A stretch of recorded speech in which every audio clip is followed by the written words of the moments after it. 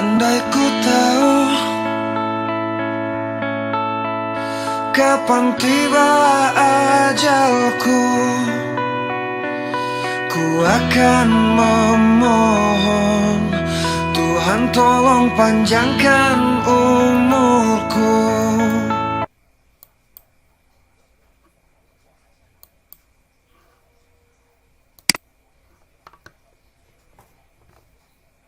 Assalamualaikum warahmatullahi wabarakatuh. Salam sejahtera untuk kita semua. Selamat berjumpa kembali dengan kami, Dr. Andes Ferial MPDT dan Bunga Sastra Mulia dalam pelatihan khusus kita pengembangan kompetensi terintegrasi PMM dan penyusunan bukti dukungnya.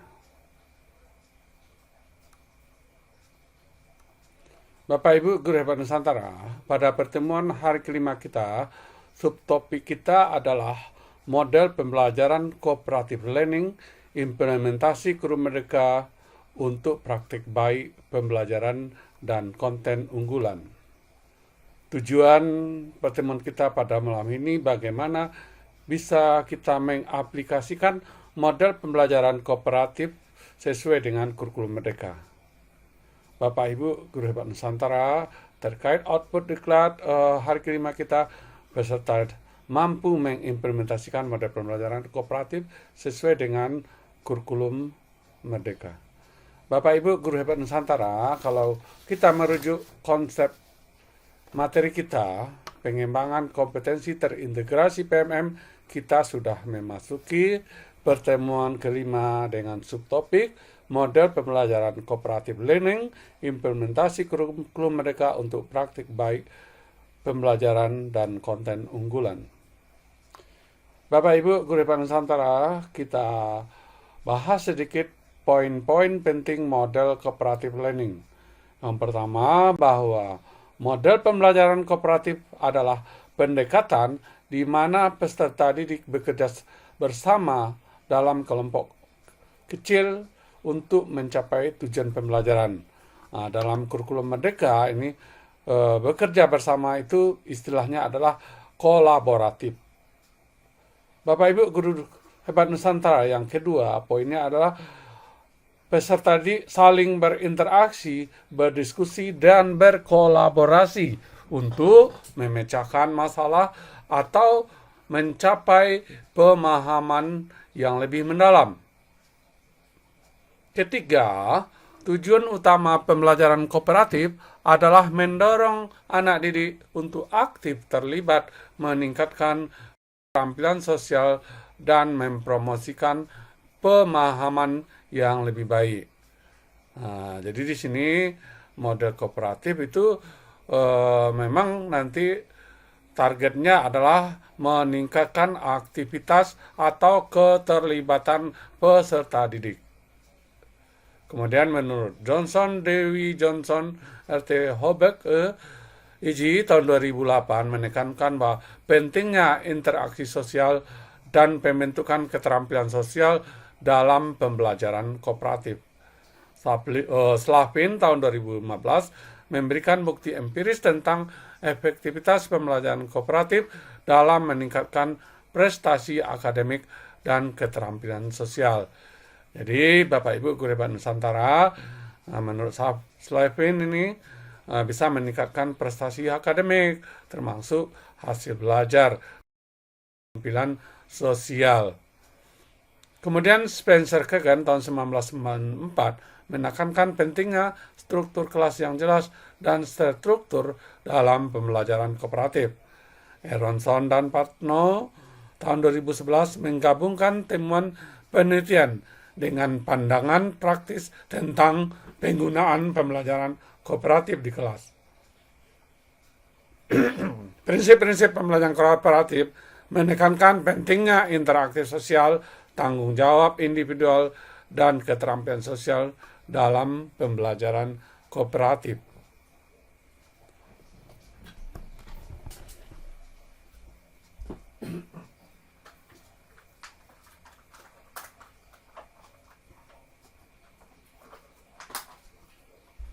Bapak Ibu Guru Hebat Nusantara, Dalam buku kami yang terbaru, kurikulum model pembelajaran untuk kurikulum merdeka dengan strategi berdiferensiasi, ini sudah ada versi cetaknya dan ada versi e-booknya.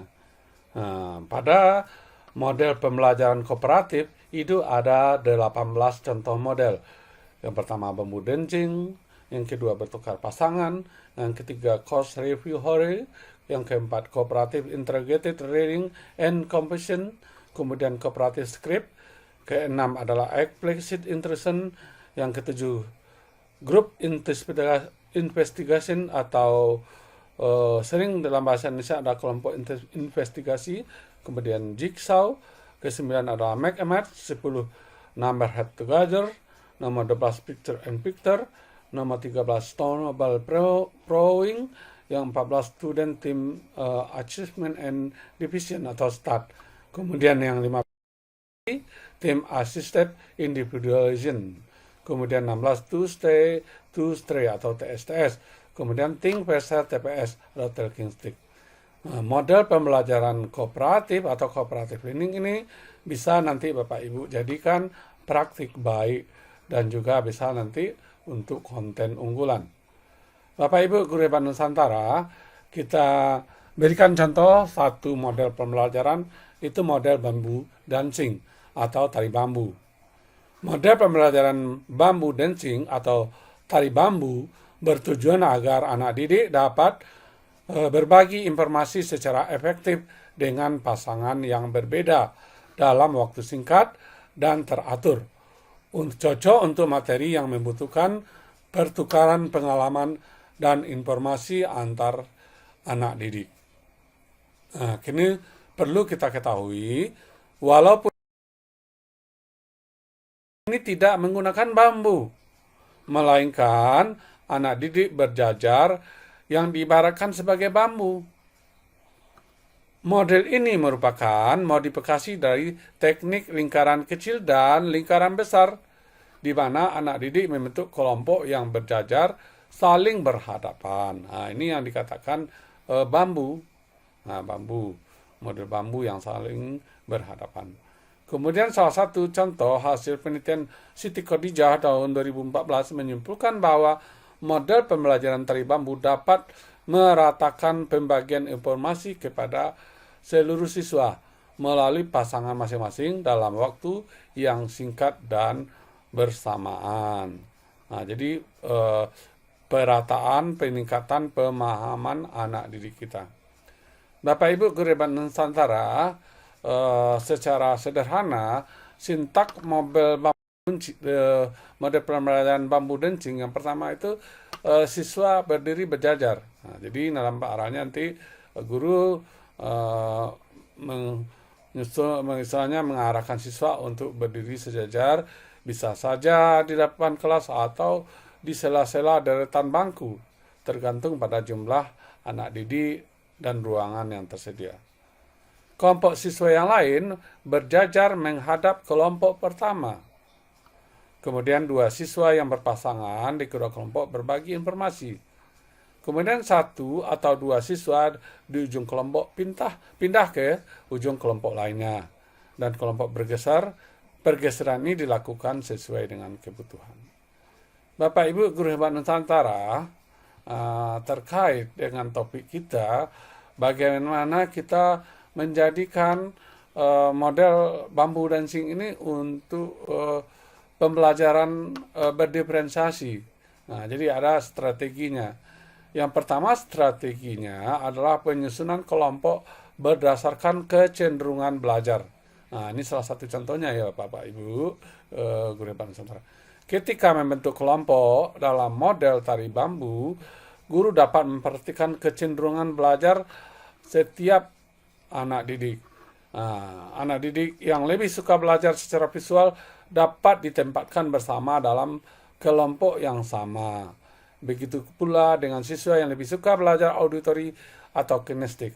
Hal ini akan meningkatkan kenyamanan mereka dalam proses pembelajaran dan memungkinkan mereka untuk belajar dengan cara yang sesuai dengan preferensi mereka. Yang kedua, tugas yang berbeda untuk setiap kelompok. Guru dapat memberikan tugas yang berbeda untuk setiap kelompok dalam model tari bambu, sesuai dengan tingkat kesulitan dan kompleksitas materi yang akan dipelajari. Kelompok yang memiliki kemampuan akademik lebih tinggi dapat diberikan tugas yang lebih menantang, sementara kelompok lain dapat diberi tugas yang lebih mendukung pemahaman konsep dasar. Kemudian juga bisa kita menggunakan teknologi dalam pembelajaran. Dalam hal ini, implementasikan teknologi model tari bambu untuk menyajikan informasi dan materi pembelajaran secara berbeda. Siswa dapat menggunakan perangkat teknologi seperti tablet atau laptop atau mungkin ponsel untuk mengakses sumber belajar sesuai dengan kebutuhan dan tingkat kemampuan mereka. Kemudian yang keempat, mendukung siswa dengan kesulitan belajar. Dalam hal ini, apabila Bapak Ibu dalam kelas mendapatkan siswa kesulitan belajar dalam model tari bambu ini, berikan dukungan tambahan dalam bentuk tutor atau sesi bimbingan khusus. Bisa saja tutor teman sebaya atau bimbingan khusus dari kita sebagai guru. Dalam hal ini, sebagai guru kita menyediakan waktu tambahan untuk bekerja dengan siswa yang memerlukan bantuan lebih tinggi. Bapak Ibu guru Hebat Nusantara, dalam praktek baik model cooperative learning secara umum tadi kita sudah melihat banyak contoh model-model pembelajaran terbentuk termasuk dengan model cooperative learning atau kategori cooperative learning. Yang pertama itu dalam praktek baik kita harus memetakan kebutuhan belajar. Dalam hal ini kita identifikasi kesiapan belajar anak didik kita dengan melakukan evaluasi awal atau pretest. Kemudian kita lakukan identifikasi minat belajar melalui observasi, wawancara atau kuesioner. Selanjutnya yang ketiga, pemetaan kebutuhan belajar, identifikasi gaya belajar, apakah auditory, visual, kinestik melalui observasi atau wawancara atau kuesioner. Kemudian tahapan yang kedua, penyesuaian konten mapel. Bapak Ibu harus menyesuaikan konten mapel dengan kebutuhan belajar anak didik kita, misalnya menyediakan materi tambahan atau menyesuaikan tingkat kesulitan. Kemudian juga sesuaikan konten mapel dengan gaya belajar anak didik, misalnya menggunakan gambar atau diagram untuk siswa visual atau menyediakan audio dan rekaman atau audio visual untuk siswa yang auditory. Bapak Ibu guru Hebat Nusantara, dalam proses pembelajaran yang pertama gunakan kegiatan berjenjang untuk memfasilitasi pembelajaran yang berlangsung secara bertahap dan terstruktur. Yang kedua, gunakan pertanyaan pemandu untuk membimbing anak didik dalam memahami materi pembelajaran. Yang ketiga itu gunakan tantangan situasi memotivasi anak didik dalam mencari solusi atas masalah yang diberikan. Kemudian yang keempat, gunakan agenda individual memfasilitasi pembelajaran yang disesuaikan dengan kebutuhan belajar. Dalam hal ini bisa saja nanti Bapak Ibu guru gunakan variasi tugas, waktu, dan kegiatan untuk memenuhi kebutuhan belajar anak didik kita yang beragam. Selanjutnya untuk produk belajar bisa sesuaikan produk dengan gaya belajar mereka. Misalnya dengan meminta siswa gaya belajar visual untuk membuat poster atau diagram, atau meminta siswa dengan gaya belajar kinestik untuk membuat model atau mendemonstrasikan terkait topik atau pembelajaran yang dibahas. Bapak Ibu guru Hebat Nusantara, kemudian bagaimana kita menerapkan metode STAR dalam praktik baik? Kita contoh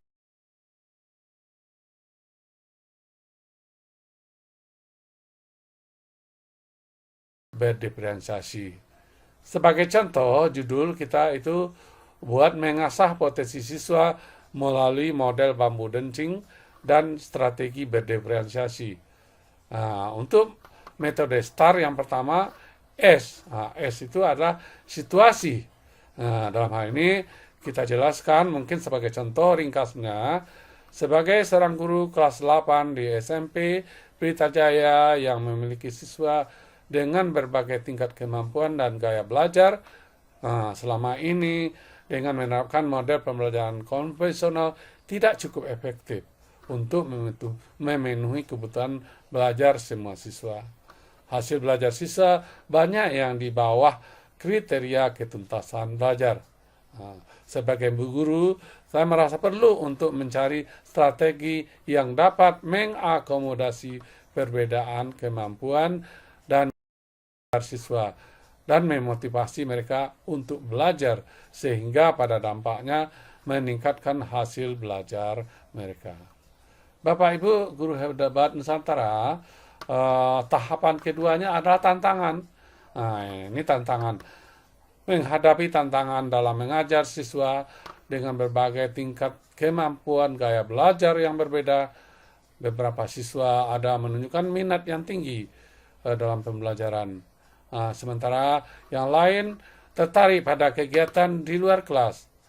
Kalau perlu nanti Bapak Ibu tampilkan data berapa minat tinggi, berapa minat yang sedang atau rendah. Kemudian juga kalau perlu nanti ditambahkan bagaimana hasil belajar awalnya. Ini kita buatkan di sini. Kemudian perlunya saya berupaya untuk menemukan cara untuk membuat bagi semua siswa dan memastikan bahwa mereka semua mendapatkan manfaat dari pengalaman belajar. Ini untuk tantangannya. Kemudian untuk aksi itu boleh Bapak Ibu lanjutkan. Ini sebagai contoh, berdasarkan referensi buku model pembelajaran untuk kurikulum merdeka, strategi berdiferensiasi, ini pengarangnya Ferial dan Rohani tahun 2023 halaman 96 menyatakan model bambu dancing dapat diterapkan dalam implementasi kurikulum merdeka dengan strategi berdiferensiasi. Model ini memungkinkan saya untuk memberikan materi yang lebih menantang bagi anak didik yang memiliki kemampuan lebih yang berbeda atau kemampuan ada yang tinggi, dan juga memberikan dukungan tambahan bagi anak didik yang membutuhkannya. Terapkan strategi berdiferensiasi. Kemudian Bapak Ibu jelaskan strategi berdiferensiasi yang diterapkan. Ini sebenarnya ya Bapak Ibu, ini salah kopas nih. Ini dikopas dari buku yang tadi. Jadi kan ada tadi buku kita yang ini. Ini kita kopas di sana, itu kita masukkan ke dalam ini dalam aksi kita. Jadi yang pertama itu penyusunan kelompok berdasarkan kecenderungan belajar. Kita tulis materinya. Kemudian tugas berbeda untuk setiap kelompok. Ini boleh kita adaptasi dari buku tadi. Kemudian menggunakan teknologi dalam pembelajaran. Kemudian mendukung siswa kesulitan belajar.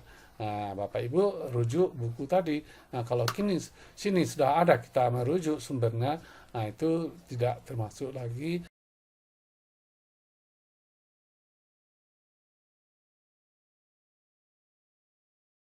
Ibu guru hebat Nusantara, untuk tahapan selanjutnya refleksi. Ini salah satu contohnya. Setelah menerapkan model bambu dencing, strategi berdiferensiasi, saya melihat perubahan yang signifikan dalam kelas.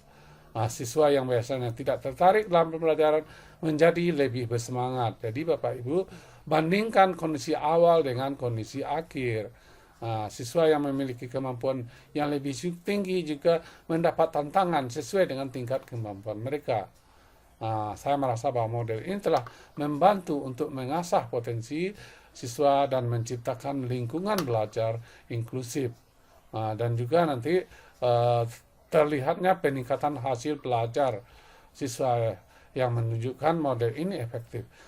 Kalau sebaiknya nanti Bapak Ibu juga jelaskan berapa peningkatannya. Nah, ini kan dalam topik kita ini kan membahas secara ringkas. Nah, peningkatan kondisi awal, hasil belajarnya bagaimana, kondisi akhir bagaimana. Nanti kita lihat itu berapa peningkatannya. Nah, nanti terakhir kita rangkum bahwa memang strategi pembelajaran berdiferensiasi memungkinkan guru untuk memberikan dukungan tambahan kepada siswa yang memerlukan bantuan lebih intensif dalam memahami materi. Nah, kemudian ini yang di bawahnya nanti kalimat penutupnya dalam keseluruhan penerapan strategi pembelajaran berdiferensiasi dalam model tari bambu dapat meningkatkan efektivitas pembelajaran, merangsang partisipasi aktif siswa, dan menciptakan lingkungan pembelajaran inklusif dan kolaboratif. Dengan mengakui keunikan dan perbedaan setiap anak didik. Model tari bambu dapat menjadi alat yang kuat untuk mencapai tujuan kurikulum Merdeka dalam memperkuat kualitas pendidikan. Jadi Bapak Ibu, ini salah satu contohnya. Kemudian untuk bagaimana model pembelajaran ini dapat dijadikan untuk konten unggulan, itu saja sama seperti sebelumnya bahwa memang praktek baik ini pembelajaran kooperatif bisa dijadikan konten unggulan, dengan membuat konten unggulan nanti terhadap pembelajaran kooperatif ini sudah merupakan upaya peningkatan praktik pembelajaran dengan fokus pada metode pembelajaran dalam upaya meningkatkan kualitas pembelajaran. Bapak Ibu guru Nusantara, selanjutnya silahkan mempelajari handout kita atau lembaran informasi kita. Ini terkait contoh-contoh model pembelajaran yang termasuk kelompok kolaboratif. Jadi ada beberapa yang kami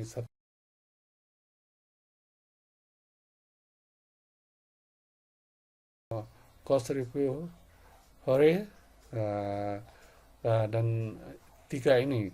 Barangkali untuk selanjutnya untuk mendapatkan model-model yang lain silakan Bapak Ibu berinvestasi mungkin saja dengan e-book.